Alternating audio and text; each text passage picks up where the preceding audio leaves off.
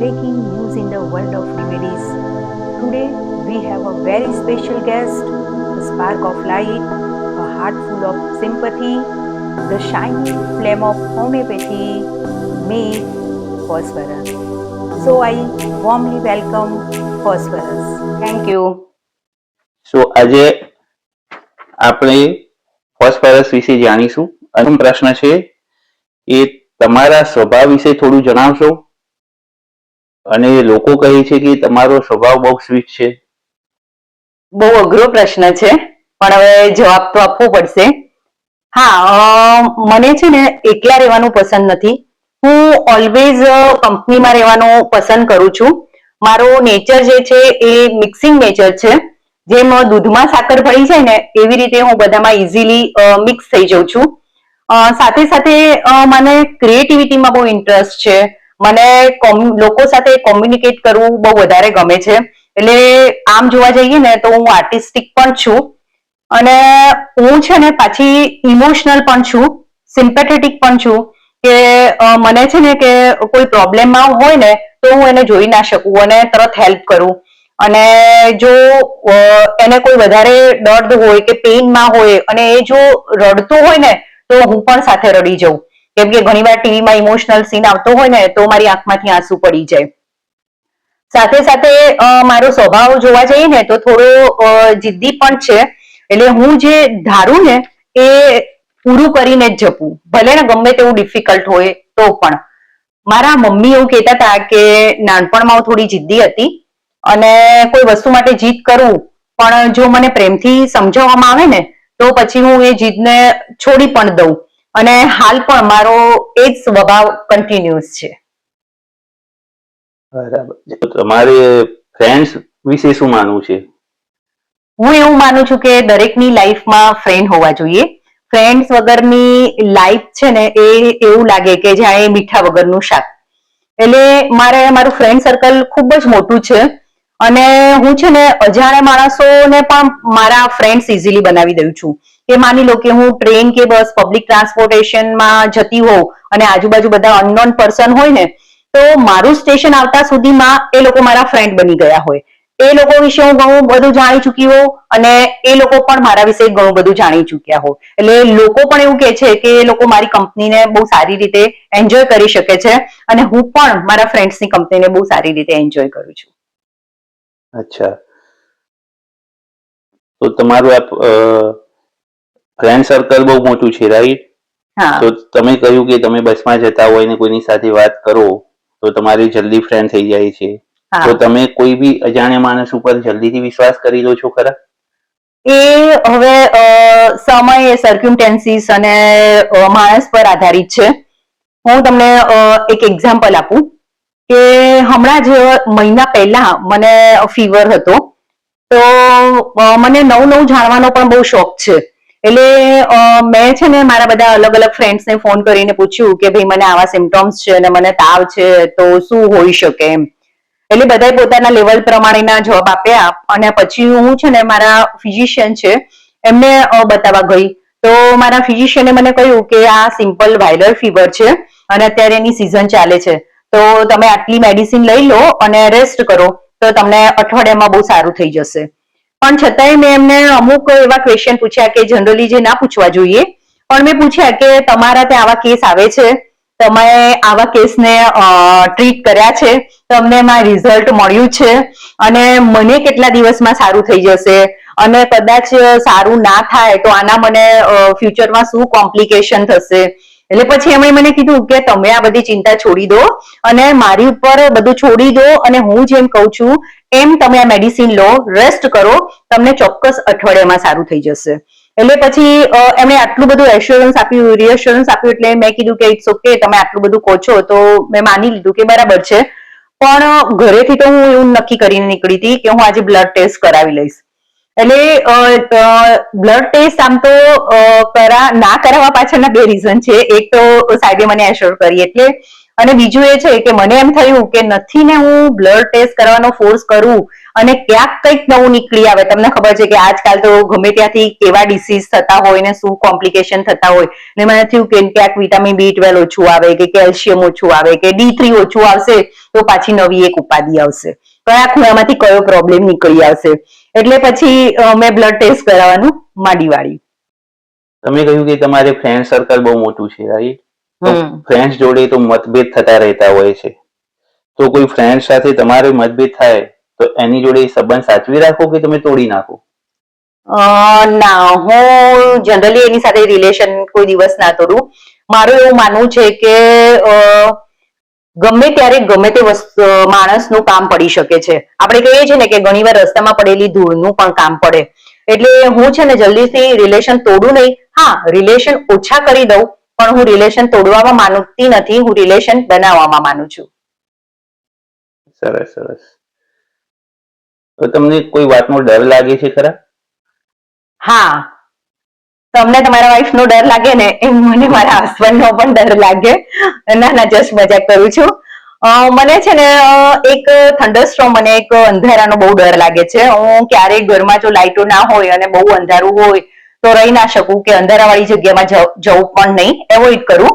અને રાત્રે પણ હું છે ને મારા રૂમમાં સૂતી વખતે હંમેશા ડીમ લાઈટ છે ને એ ચાલુ રાખું. કોઈ વખત તમને કોઈ જરૂર પડી કોઈ હેલ્પની, તો તમને હેલ્પ માંગવામાં મનમાં કંઈક આગુ પાછું કે ભાઈ માગું ના માગું એવું થાય કે તમે ઇઝીલી કોઈની હેલ્પ માગી લો? ના, હું છે ને જરૂર પડે તો લોકોને હેલ્પ પણ કરું. અને લોકો છે ને એવું માને છે કે જ્યારે જ્યારે જરૂર પડે ને મારા ફ્રેન્ડ સર્કલમાં, ત્યારે એ લોકો તરત મને કોલ કરે. એમને બધાને એવું છે કે જેમ તમે તારક મહેતા સિરિયલ કદાચ જોઈ હશે ને એમાં જેઠાલાલ અને તારક મહેતાનું રિલેશનની તમને ખબર હશે કે જ્યારે જ્યારે જેઠાલાલને જરૂર પડે ત્યારે શું કરે, સૌથી પહેલા તારક મહેતાને કોલ કરે. એવું કે જે તારક મહેતા મારા માટે ફાયર બ્રિગેડ છે. તો મારા ફ્રેન્ડ્સ પણ એવું કે છે કે હું એમના માટે ફાયર બ્રિગેડ છું. કારણ કે મારા કોન્ટેક્ટ સારા સારા લોકો સાથે છે અને હું તરત હેલ્પ પણ કરું છું. એટલે લોકોને એવું છે કે કોઈ પણ કામ હશે અને કોન્ટેક્ટ કરશે તો એમનું કામ તરત થઈ જશે. એટલે હું લોકોને હેલ્પ પણ કરું અને સામે હેલ્પ પણ માંગુ જરૂર પડે તો. અચ્છા, તો હેલ્પ કરો છો બરાબર તમારા ફ્રેન્ડ્સ રિલેટિવને, તો હેલ્પ કર્યા પછી ભૂલી જાઓ છો કે પછી એમને જતાવો છો કે મેં તારી હેલ્પ કરી હતી? હા, જો એ લોકો ભૂલી જાય અને મારે જરૂર પડે ત્યારે મને હેલ્પ ના કરે ને તો હું ચોક્કસ કહું કે તને જરૂર પડી હતી ત્યારે મેં હેલ્પ કરી હતી, તો હવે તારો વારો છે, તારે મને હેલ્પ કરવી જોઈએ. બરાબર છે. અચ્છા, અને કોઈ વખત એવું ફીલ થયું છે કે તમે પોતાની જાતને હેલ્પલેસ ફીલ કરી હોય? હા, દરેક માણસની લાઈફમાં એવું હોય. મારી પાસે દરેક વસ્તુ છે, એવું નથી કે કોઈ વસ્તુની ઉણપ હોય. પણ હમણાં જ એક ઇન્સિડન્સ તમને કહું કે હમણાં ચોમાસામાં એક રાત્રે સખત વરસાદ હતો, લાઇટો પણ નહોતી અને મારા બાજુમાં એક સિનિયર સિટીઝન અંકલ અને આંટી રહે છે. તો અંકલને અચાનક ચેસ્ટમાં પેઇન ઉપડ્યું. તો આંટી તરત મારી ઘરે આવ્યા અને કીધું કે તારા કાકાને હોસ્પિટલ લઈ જવા પડશે. હવે મારી પાસે ગાડી તો છે, પણ વરસાદ એટલો બધો હતો કે ઘરની બહાર ગાડી કઢાય એવી નહોતી. અને તમને ખબર છે, મેં કીધું કે એ પ્રમાણે મારા સારા સારા લોકો સાથે, ડોક્ટર સાથે કોન્ટેક્ટ પણ છે. તો કદાચ હું એમને ફોન કરીને એમની પાસેથી એડવાઇસ લઉં અથવા તો એમને ઘરે બોલાવી શકું, અથવા તો એમ્બ્યુલન્સને ફોન કરી 108 ને ફોન કરીને ઘરે બોલાવું. પણ મોબાઈલમાં નેટવર્ક જ નહોતું કે હું કેવી રીતે કોન્ટેક્ટ કરી શકું. અને એ સમયે ખરેખર મને એમ થયું કે આટલા બધા ઇક્વિપમેન્ટ્સ છે, આટલી બધી ફેસિલિટીઝ છે, છતાંય હું એમના માટે કંઈ કરી શકતી નથી. એટલે મને એવું થયું કે જાણે હું સાવ હેલ્પલેસ થઈ ગઈ છું અને હું એમને મદદ કરવા માટે અસમર્થ છું. So friends, this is the phosphorus, very bright, sympathetic, emotion, full of fear, full of love and hypocrisy. Thank you for watching this video. Thank you. Welcome to homeo Shakti. તમે ફોસ્ફરસનો ઇન્ટરવ્યુ જોયો. હવે સમજીએ ફોસ્ફરસની પર્સનાલિટીને. So phosphorus is very sympathetic. So what is the meaning of the sympathetic? Extreme sensitivity to others' feeling. ફોસ્ફરસમાં કેવું હશે કે ફોસ્ફરસ બીજાના પેઇનને પોતાનું પેઇન સમજશે અને કોઈ જો તકલીફમાં હશે ને અને એની પાસે જો હેલ્પ માંગશે તો તરત એ શું કરશે, હેલ્પ કરવા દોડી જશે. Phosphorus always wants to live in a company. Phosphorus હંમેશા કંપનીમાં રહેવાનું પસંદ કરશે. જો એકલો હશે ને તો ફોસ્ફરસનો પેશન્ટ એકલો રહેશે તો તરત મુરઝાઈ જશે, મીન્સ કે સેટ થઈ જશે. પણ જો કંપનીમાં હશે ને તો એનો મૂડ એકદમ સરસ હશે. અને સાથે સાથે ફોસ્ફરસ જે છે એ ફોસ્ફરસના લોકો સાથેના રિલેશન બહુ જ હશે. એ જ્યાં જશે ને ત્યાં નવા નવા ફ્રેન્ડ્સ બનાવશે. એટલે જો ફોસ્ફરસની વેલ્થની વાત કરીએ ને તો એની વેલ્થ છે એના કોન્ટેક્ટ. એ કહેશે કે સાહેબ આપણને બધા જ માણસો ઓળખે, તમારે જ્યારે કંઈ પણ કામ હોય ને તો મને કહેજો, તમારું કામ તરત થઈ જશે. Phosphorus has communication skill. કે ફોસ્ફરસની કોમ્યુનિકેશન સ્કિલ બહુ સરસ છે અને એટલા માટે થઈને એને બધા જ લોકો સાથે જે કંઈ પણ રિલેશનશીપ હશે ને એકદમ કેવી હશે? સ્ટ્રોંગ રિલેશનશીપ હશે કે નવા નવા લોકો સાથે ઇઝીલી ફ્રેન્ડશીપ કરી શકશે. અને સાથે phosphorus is a artistic. Communication skill is also part of the art and he is a creative. Patient is very intelligent. ફોસ્ફરસનું જે પેશન્ટ હશે એ પેશન્ટ બહુ જ ઇન્ટેલિજન્ટ હશે. Then patient is curious. ક્લિપમાં પણ આપણે જોયું કે એણે કેટલા બધા ડોક્ટરના સવાલ પૂછ્યા. અને જો ફોસ્ફરસનું પેશન્ટ માની લો કે તમારા ક્લિનિકમાં હશે ને તો એ કહેશે કે સાહેબ છેલ્લા 5 વર્ષમાં મેં 5 જોબ બદલી. તો નોર્મલી આપણને એવું લાગે કાં તો એને જોબમાંથી છૂટો કરી દેવામાં આવ્યો હશે, કાં તો એનું સેલરી વધતી નહીં હોય એટલે એણે જોબ છોડી દીધી હશે. પણ રીઝન કંઈક અલગ જ હોય. એ કહેશે કે સાહેબ કેવું છે કે 1 વર્ષમાં મને જેટલું શીખવાની જરૂર હતી એ બધું જ મેં શીખી લીધું. બધી જ વસ્તુ, એવી કોઈ વસ્તુ નહોતી કે જે મેં નથી શીખી. અને હવે બધું શીખ્યા પછી મને એવું લાગે છે કે આમાં તો હવે કોઈ નવું શીખી શકાય એમ નથી. એટલે પછી મને એમ થાય કે હવે આ જોબ છોડીને કોઈ નવી જોબમાં જવું તો મને કંઈક નવું શીખવા મળે.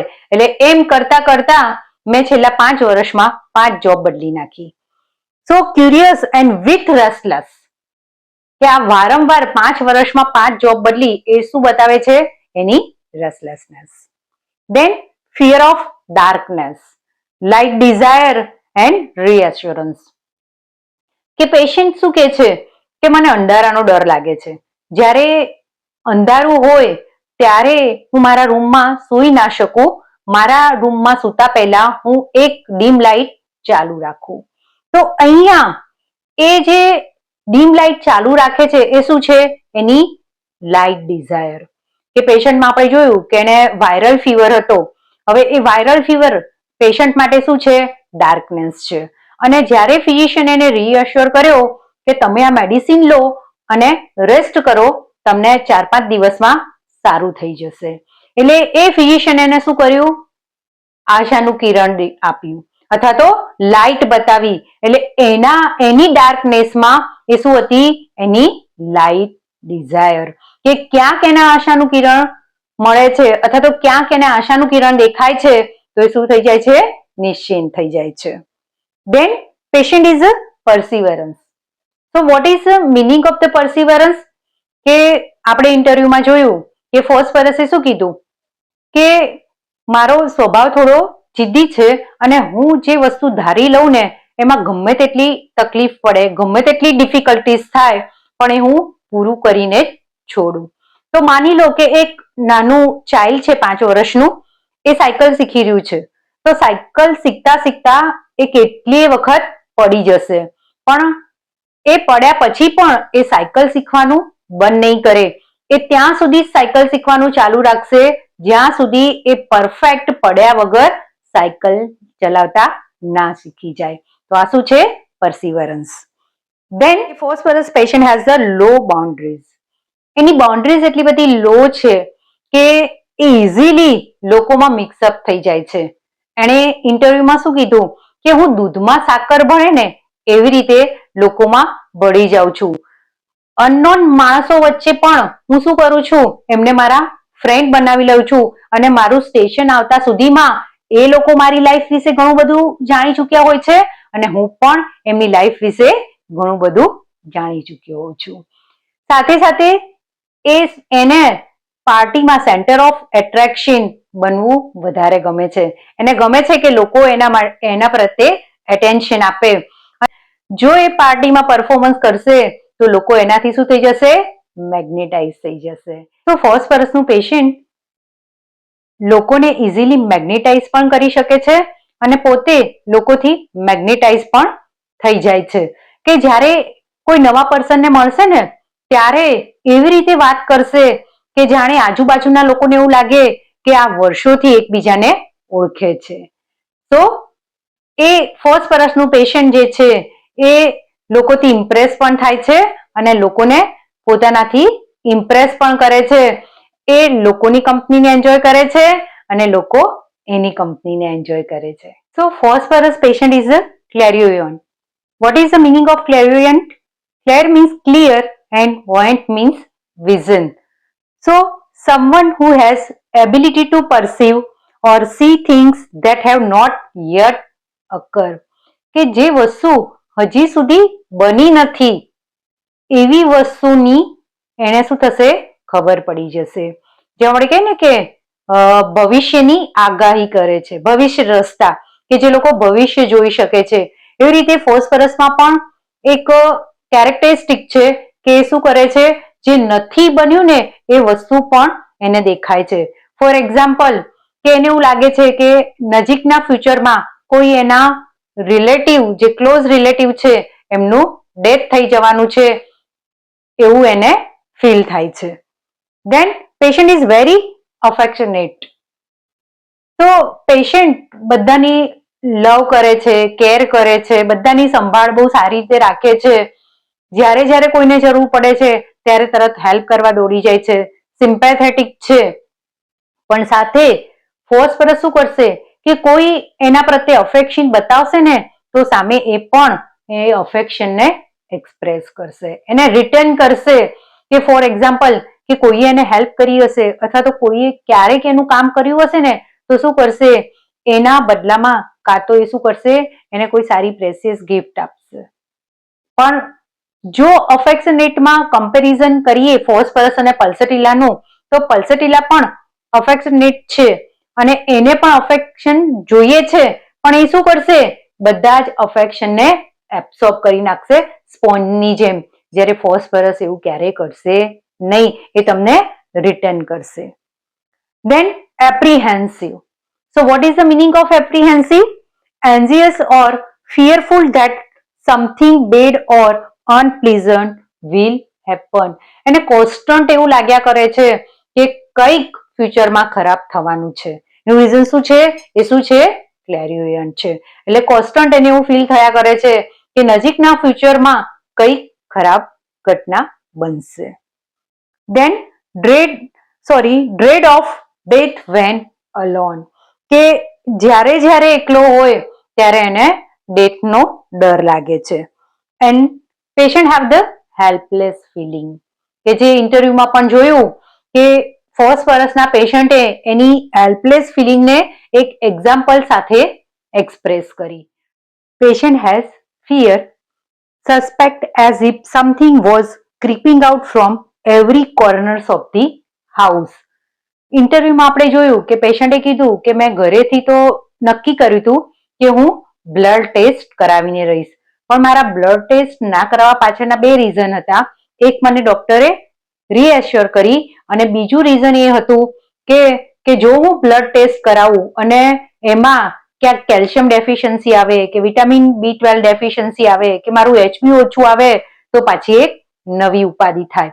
એટલે ખબર નથી કયા ખૂણામાંથી કયો નવો પ્રોબ્લેમ નીકળી આવે એનો એને શું લાગે છે? ડર લાગે છે. તો ફોસ્ફરસની લાઈફના પોઝિટિવ શેડ તો આપણે જોયા.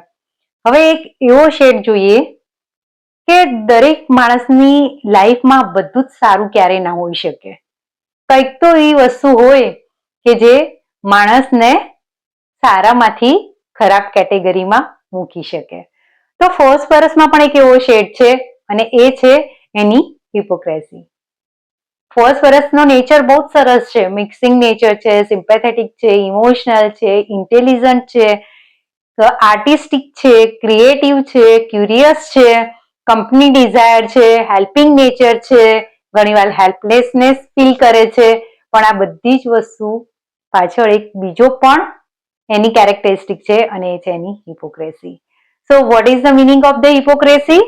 તો સિમ્પલ ગુજરાતીમાં આપણે કહીએ તો ઘણીવાર આપણે કહીએ છીએ કે હાથીના દાંત બતાવવાના અલગ અને ચાવવાના પણ અલગ. જેમ કે બાર બીજા માટે નિયમો અલગ હોય અને પોતાના માટે અલગ નિયમ. કોઈને ગોળ ખાવાની ના આપણે ત્યારે જ પાડી શકીએ જ્યારે આપણે પણ ગોળ ના ખાતા હોય ત્યારે. તો ફોસ્ફરસમાં પણ હિપોક્રેસી છે અને ઇન્ટરવ્યુમાં પણ તમે જોયું હોય તો એની હિપોક્રેસી દેખાતી હતી. કેવી રીતે? તો જનરલી આપણે જ્યારે કોઈને મદદ કરીએ છીએ ને ત્યારે આપણે એવી ભાવના સાથે કરીએ છીએ કે મદદ કર્યા પછી આપણે એને ભૂલી જઈએ છીએ. આપણે ક્યારેય એને એવું કહેતા નથી કે મેં તને પાસ્ટમાં મદદ કરી હતી. જ્યારે ફોસ્ફરસ શું કરે છે કે એણે જો કોઈને હેલ્પ કરી હશે તો એ શું કરશે? એ વસ્તુને યાદ રાખશે અને સમય આવે એને જ્યારે જરૂર પડશે ત્યારે શું કહેશે કે મેં તને હેલ્પ કરી હતી, હવે તું મને હેલ્પ કર. બીજું કે એના સારા સારા કોન્ટેક્ટ છે, રિલેશનશિપ છે, એ બધાને હેલ્પ કરે છે. એના પાછળનું બીજું રીઝન પણ એ છે કે કહે છે ને કે આપણે કોઈને હેલ્પ કરી હોય તો કોઈ આપણને હેલ્પ કરે. એટલે કે આજે આપણે કોઈને હેલ્પ કરીએ છીએ તો એ ઇન્ટેન્શન સાથે કે કાલે કોઈ આપણને હેલ્પ કરશે. એ કહે છે કે હું જનરલી કોઈની સાથે રિલેશનશિપ તોડતી નથી. કેમ નથી તોડતી? કે કોને ખબર ક્યારે કોનું કામ પડી જાય, રસ્તામાં પડેલી ધૂળનું પણ ક્યારેક કામ પડી જાય છે. ફોસ્ફરસના રિલેશન એવા લોકો જોડે સૌથી વધારે હશે કે જે લોકો કોઈ સારી પોઝિશન ઉપર હોય અને જેથી કરીને એને જ્યારે જરૂર પડે ત્યારે એ લોકો એને ઇઝીલી હેલ્પ કરે અને એનું કામ પતાવી આપે. એ જ્યારે જ્યારે કામ પડશે ને ત્યારે લોકોને ચોક્કસ યાદ કરશે, પણ જેવું એનું કામ પતી જશે ને એટલે એ શું કરશે? લોકો જોડે રિલેશન તોડી નહીં નાખે પણ એ શું કરશે? રિલેશન ઓછા કરી નાખશે. ફોસ્ફરસ ને ખબર છે કે એને કોની સાથે કેવા રિલેશન રાખવા જોઈએ. એ ઓફિસમાં બેસેલા સાહેબ જોડે પણ સારા રિલેશન રાખશે અને સાહેબની ઓફિસના બહાર બેઠેલા પ્યુન જોડે પણ સારા રિલેશન રાખશે. જો એ ગિફ્ટ લઈ જશે ને તો પ્યુન માટે પણ લઈ જશે અને સાહેબ માટે પણ લઈ જશે. કેમ કે ફોસ્ફરસના પેશન્ટને ખબર છે કે સાહેબ સુધી પહોંચવાનો રસ્તો પ્યુન પાસે થઈને જાય છે. તો આ છે ફોસ્ફરસની હિપોક્રેસી. હવે સમય છે ક્લિનિકલ ટિપ્સનું. Patient can't use the mind after 2-3 hours of the eating. Medicine is nux vomica. તમે ઘણા બધા લોકોના મોઢે સાંભળ્યું હશે કે બપોરે ભરપેટ ખાવાનું ખાધું હોય ને તો ખાધાના 2-3 કલાક સુધી કંઈ પણ કામ કરવાની ઈચ્છા ના થાય. એવું લાગે કે જાણે બરાબરનું ગેન ચડ્યું છે અને થોડી વાર માટે સૂઈ જવું પડે. કોઈ કામમાં માઇન્ડ કોન્સન્ટ્રેટ કરી શકાય નહીં. Medicine is nux vomica. Thank you.